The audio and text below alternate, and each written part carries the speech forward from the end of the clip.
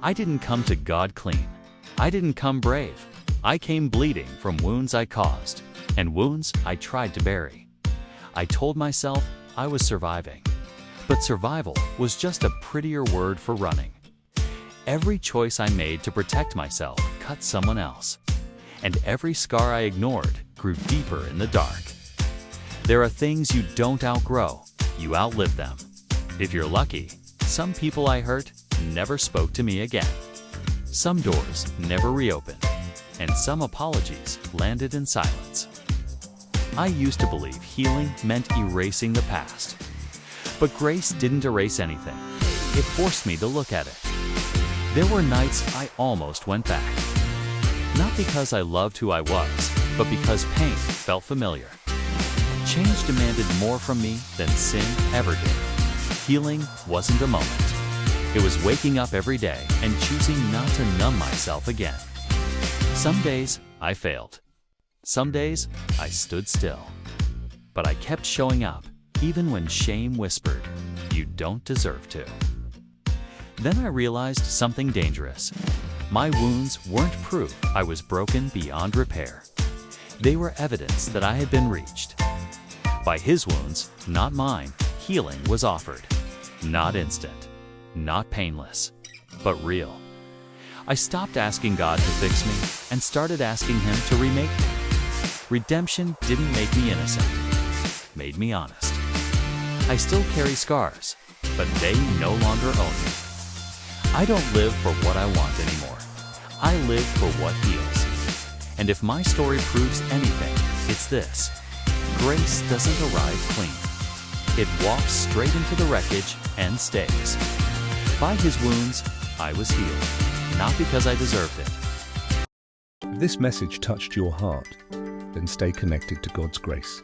Don't forget to like this video and subscribe to this channel, so you never miss a message of hope, faith, and love. God bless you. The old life kept calling, not because it was good, but because it was familiar. It knew my name, it knew my habits, it knew exactly how to sound like home. Change is loud at first, but familiarity whispers. It says, "You survived this before. You know how this ends. At least here you're in control." The truth is, the old life didn't love me, it just knew me. It trained me to confuse routine with safety and damage with belonging. Fear wasn't the problem. Comfort was. Comfort kept me stuck. Comfort kept me quiet. Comfort convinced me that growth was riskier than regret. So when grace showed up, it didn't feel gentle. It felt unfamiliar. Grace asked me to walk away from everything that once made sense. Old friends, old reactions, old excuses. Grace didn't shout. It waited. Some days I almost answered the call. Because healing feels lonely when pain used to feel populated. The old life promised numbness. Grace promised responsibility. And responsibility is heavy when you've lived most of your life avoiding it. So I learned to sit with discomfort, to apologize without timelines, to rebuild trust brick by brick with no guarantee anyone would stay. Some people didn't. That's part of redemption no one applauds. The old life kept calling, but I stopped answering. Not because I stopped feeling tempted, but because I finally understood the cost. Familiarity isn't faith, and comfort isn't peace. Sometimes the hardest part of becoming new is grieving who you were, even when that person almost destroyed you. The old life still knows my number, but I know my purpose. And this time, I'm choosing what's real over what's familiar. If this message touched your heart, then stay connected to God's grace. Don't forget to like this video and subscribe to this channel, so you never miss a message of hope, faith, and love. God bless you. Fear was cheaper. That's the truth no one likes to admit. Fear asked me to stay quiet, to stay small, to stay exactly where I was. Faith demanded payment every single day. I used to think courage was loud. That faith showed up in bold moments and big declarations. It doesn't. Most days faith looks like showing up again after yesterday already drained you. Fear promised safety. Faith demanded surrender. Fear said, protect yourself. Faith said, tell the truth, even if it costs you. And it did. I lost comfort. I lost approval. I lost relationships that only survived as long as I stayed predictable. Faith didn't protect me from loss. It taught me how to survive it. There were days I wanted fear back, because fear is familiar. Fear is fast. Fear doesn't ask you to change who you are. Faith does.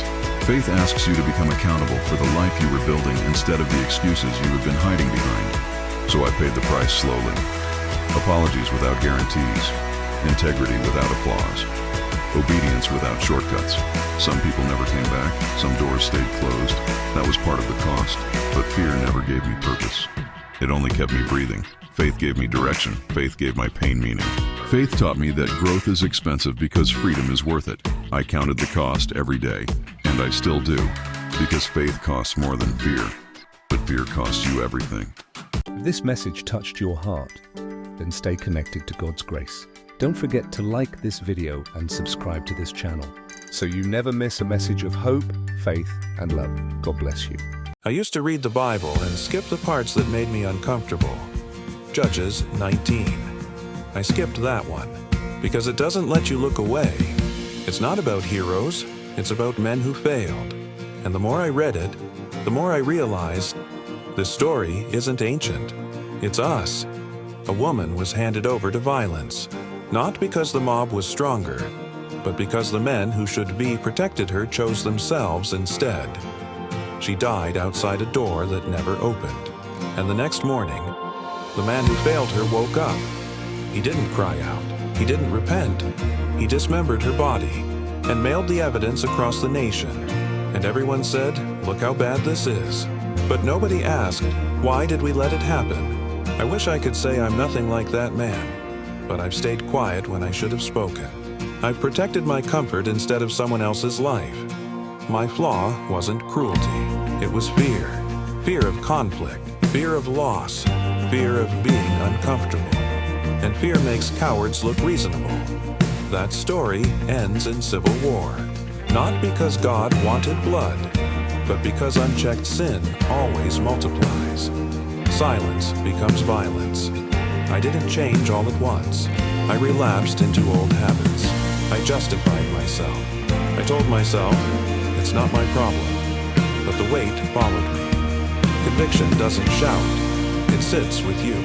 Redemption doesn't erase what happened. That woman's life mattered.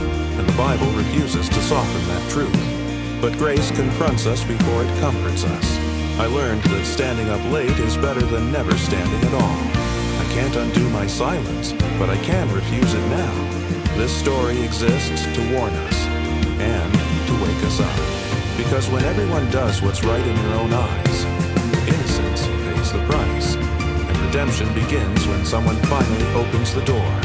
God's grace, stories of redemption.